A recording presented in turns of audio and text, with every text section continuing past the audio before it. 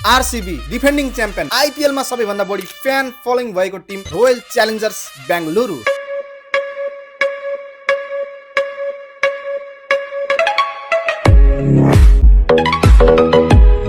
यो वर्ष अक्सनबाट भेंकटेश अय्यर, न्यूजील्यान्डका fast bowler Jacob Duffy plus Indian uncapped प्लेयरहरूलाई लिएको छ। यो पालि अक्सनमा आरसीबीलाई त्यति खरिद गर्नुपर्ने आवश्यकता थिएन, तर एकपल्ट यो स्क्वाड हेर्नु त हामीसँग already Virat Kohli, Rajat Patidar, Romario सेपर्ट, team David, जस हेजलवुड यस्ता खतरनाक प्लेयरहरू छन्। अरू प्लेयरहरू त कति छन्, कति स्टार प्लेयरहरू कुरै नगरौँ। सो तपाईहरुलाई चाहिँ यो आरसीबी को स्क्वाड देखेर कस्तो लागिरहेको छ? सो 10 मा चाहिँ कति नम्बर दिन चाहनुहुन्छ? प्लिज डु कमेन्ट है त। मलाई चाहिँ 10 मा 9.5 दिन मन लाग्यो। सो यो पालि पनि आरसीबी लाई ट्रफी जित्नै पर्ने प्रेसर छ। आरसीबी लाई पहिलो आईपीएल को ट्रफी जित्न 18 साल लागेको थियो। For the first time in 18th season, the Royal Challengers Bangalore are the champions of the Tata IPL 2025. के यो वर्ष ब्याक टु ब्याक 2 साल आरसीबी ले ट्रफी जित्न सक्ला त?